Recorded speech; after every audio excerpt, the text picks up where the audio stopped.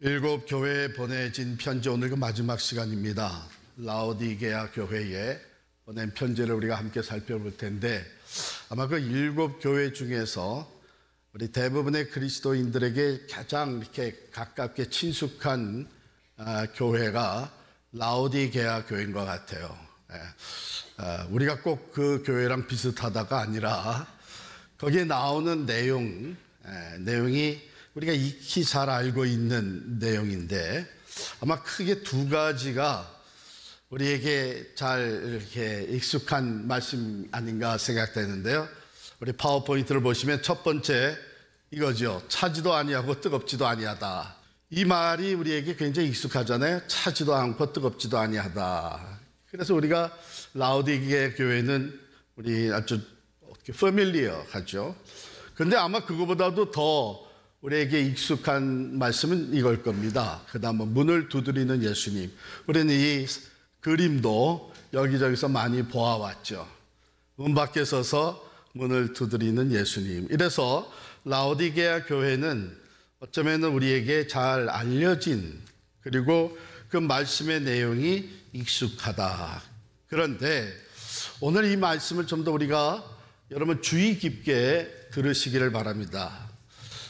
이렇게도 유명한 두 구절의 말씀이 많은 경우 잘못 이해되고 있어요. 가령 차지도 않고 뜨겁지도 않다. 보시면 이 말씀의 뜻이 파워포인트에 있는 대로 하나님이냐 세상이냐 둘 중에 하나 해라. 믿으려면 제대로 뜨겁게 믿든지 아니면 완전히 세상으로 나가든지, 이것도 아니고 저것도 아니고 이 둘 중에 하나를 얘기하는 걸로 많은 사람들이 생각을 해요. 그래서 이게 조금 오늘 잘 들으시면서 이 진짜 뜻이 뭔가 여러분께서 캐치하시면 좋겠고요. 두 번째 있는 대로 문을 두드린다. 문을 두드린 예수. 이건 불신자에게 주신 말씀이다. 그래서 예수님을 영접해서 구원받고 천국 가고 영생 누리고, 그러니까 나는 이미 예수를 영접했으니까 나하고는 상관없는 말씀이다. 이렇게 생각할 수 있어요. 실제적으로 이 말씀이 전도 집회에서 많이 인용이 되고 있습니다. 참 좋은 말씀이에요. 우리가 신앙생활을 할 때에 확실하게 하나님이냐 세상이냐 이렇게 선택해야 되는 것도 필요하겠죠. 또 예수님을 영접해서 구원받고 영생을 누리고 천국 가는 거 좋은 말씀이에요. 그런데 이 말씀은 교회에 주신 말씀이에요. 교회를 이루고 있는 성도들에게 주신 말씀. 이미 예수를 믿는 사람에게, 우리와 같은 사람에게 주신 말씀이에요. 귀했던 것은 이 라오디 그 고대 시간에 일종의 오늘날로 얘기하면 의과대학이 있었던 거예요. 그리고 거기서 만들어내는 약 중에 주변에 아주 훌륭하게 팔려나갔던 받아들여졌던 약이 안약입니다. 눈약이에요. 안약. 얼마나 돈이 많았냐면요, 이 라오디게아도 한번 큰 지진이 일어나가지고 도시가 파괴가 됐어요.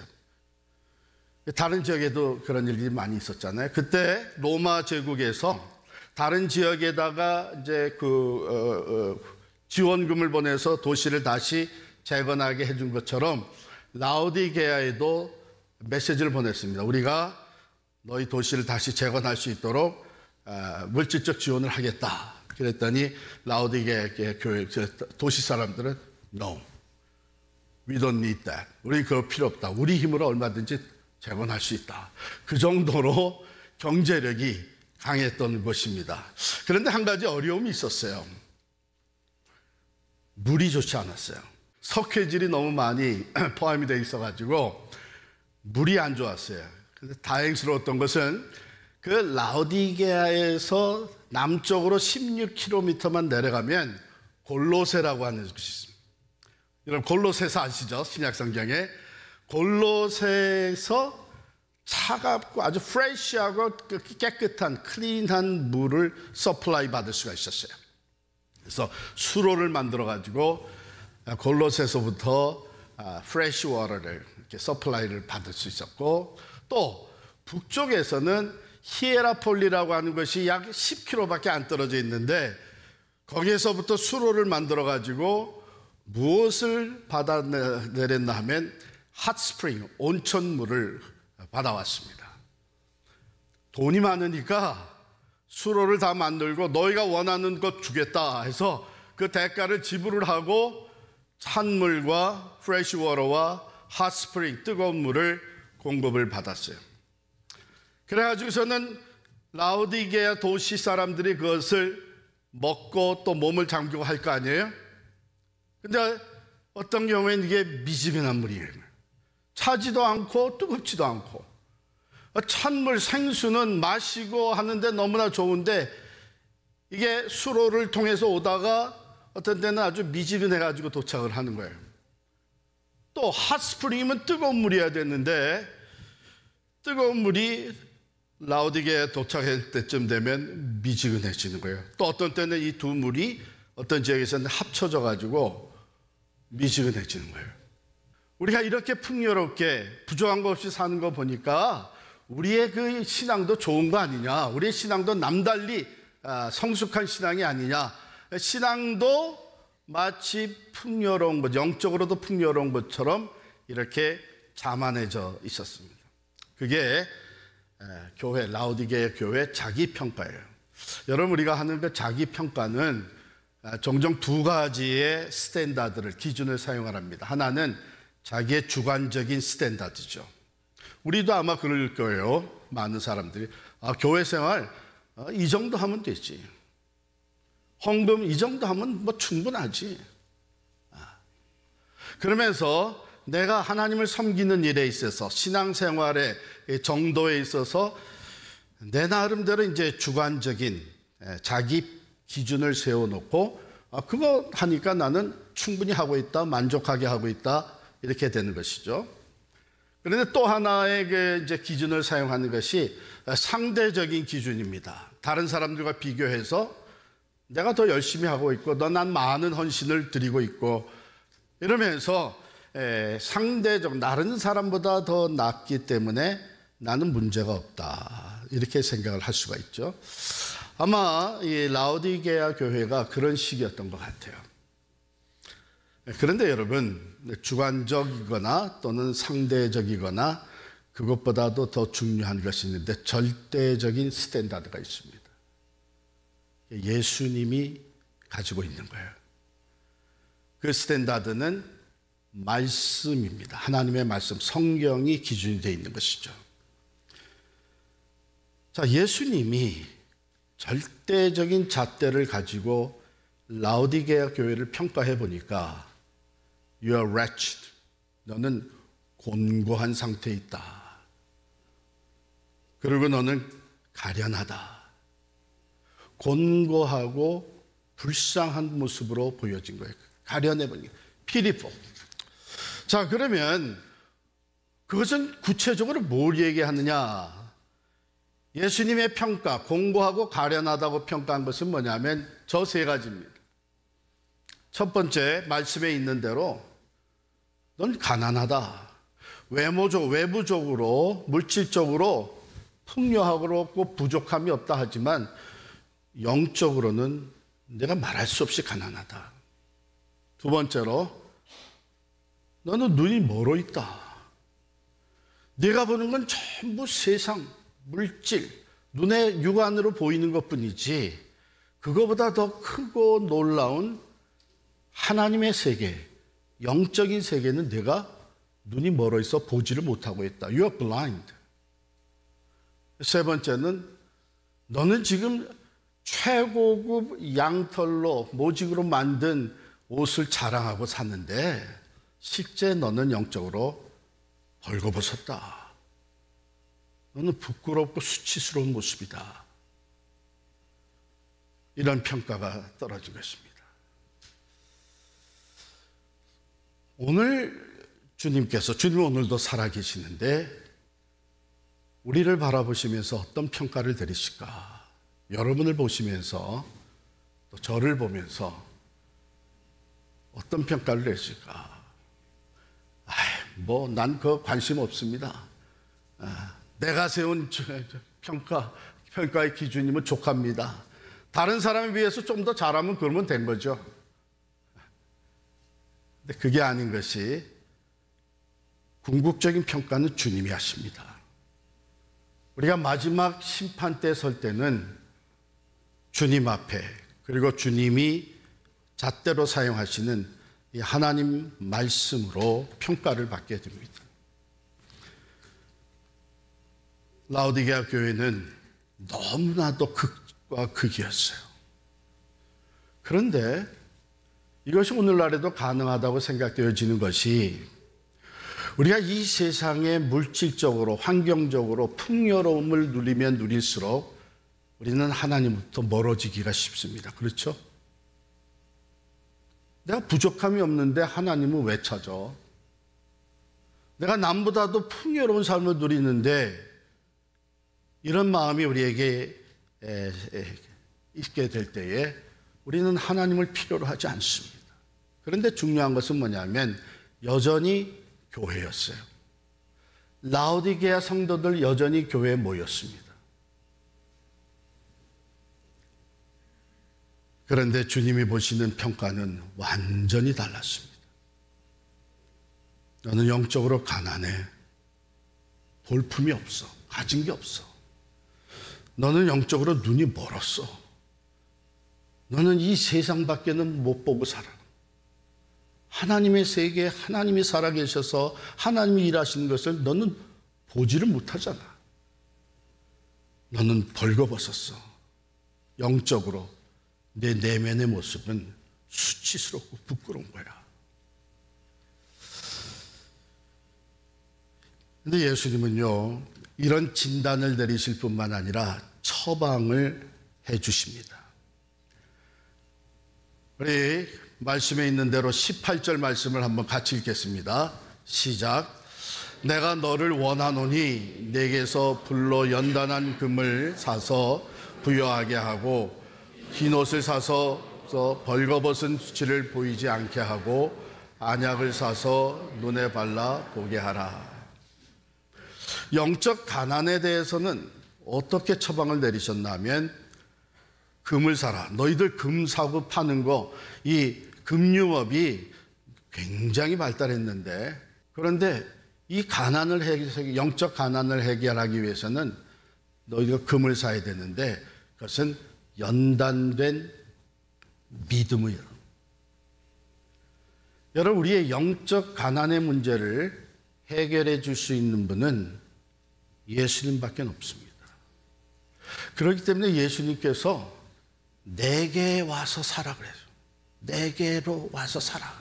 내게서 이 믿음을 살아. 왜요? 예수님은 믿음의 주요, 또 믿음을 온전케 하시는 분이 예수님이십니다.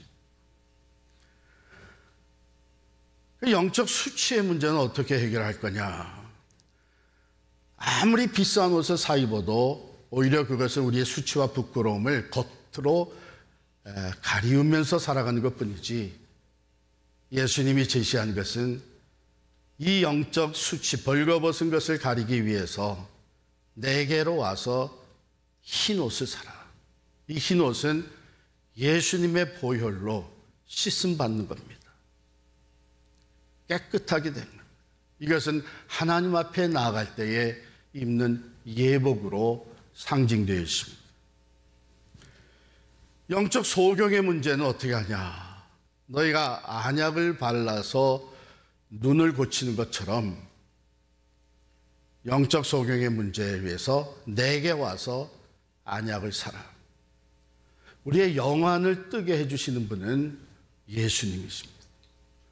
다른 어떤 것으로도 우리의 영적 안목이 밝혀질 수가 없습니다. 그런데 참 빛이신 예수님이 우리의 삶의 중심에 들어오시게 되면 영안이 뜨이기 시작을 합니다. 하나님의 세계가 보이기 시작을 합니다. 분명히 하나님은 무소부재하신, 아니 계신 것이 없이 어디나 계시는데, 전에는 가정에서도 일터에서도 내 여행하면서도 이 세상에서 보이는 것은 다 육안으로 보는 것뿐이었는데, 여기도 하나님이 지금 이와 같이 함께 계시는구나. 하나님이 지금 이렇게 일하고 계시는구나. 하나님은 이런 사람들과 동행하시는구나. 이것이 보이기 시작해요. 여기서 중요한 것은요, 내게서 살아가는 거예요. 다른 데서, 다른 어떤 것으로도 살 수가 없는, 치료될 수가 없는 것이 바로 이 영적인 문제입니다. 주께서 공급해 주십니다. 그래서 이것을 얻기 위해서 우리가 예수님 앞으로 나아갈 때에 주시는 말씀이 뭐냐? 너 이제 열심 내라. 열심이 뭐예요? 마음을 담은 최선이에요. 예배에 나왔지만 마음은 다른 데가 있는 건 열심이 될 수가 없죠. 찬송은 하지만 그저 우리 귀에 들리는 음악적인 것만 생각하면 열심이 될 수가 없죠. 하나님 앞에 드리지만 인색한 마음으로 드리고 마음은 어떠나 있으면 열심이 될 수가 없죠. 그러나 찬송 하나를 불러도, 물질을 드려도, 현금을 드려도, 기도를 해도 우리의 마음을 담아요. 하나님을 사랑하고 이웃을 사랑하는 것이 최고 가는 계명일지인데 미지근해지게 되면 마음은 떠난 거칠의 행동만 남는 겁니다. 하나님을 사랑하되 열심을 내라. 좀 더 구체적으로 말씀드리면 하나님에 대한 열심은 내가 하나님을 더 알기 위한 마음에서 비롯됩니다. 그래서 하나님의 말씀을 가까이 하게 되고 말씀을 통해서 하나님을 더 알기를 원하는 마음이 일어나게 되는 것이죠. 하나님에 대한 열심은 하나님과의 깊은 사랑의 교제를 사모하는 열심이 있게 되죠. 그래서 기도하면서 하나님과 깊은 대화 속에 하나님의 임재를 경험하며 기도하는 기도의 열심이란, 영혼을 사랑하고 사역을 감당하고 선교적인 삶을 사는데 열심을 내라. 두 번째, 회개하라는 겁니다. 스스로 이만하면 됐다고 했던 마음을 내려놓고 회개하라는 겁니다. 왜? 주님 보시기엔 가난할 뿐이고 부끄러운 것뿐이고 눈먼 상태인데 내가 알지 못하고 교만했던 것 회개하고 스스로 자만했던 것 회개하고 이제는 오직 주님 앞으로 더 가까이 나아가라는 것이죠. 그리고 마음문을 이제는 열어라. 왜? 너무나 예수님이 오랫동안 밖에 계신 거예요. 무슨 말이에요? 예수를 믿는다고 하지만 그 삶의 중심은 여전히 내가 주인이 되어 있는 거예요. 예수님 밖에 계신 거예요. 여러분, 이게 문을 두드리는 예수님의 모습이고 메시지입니다. 교회생활, 신앙생활, 그리스도인의 삶을 살지만 예수님은 밖에 계시고 내 중심, 내가 중심에 있어서 내 생각과 내 뜻과 내 목적을 위해 살아가고 있는 거예요.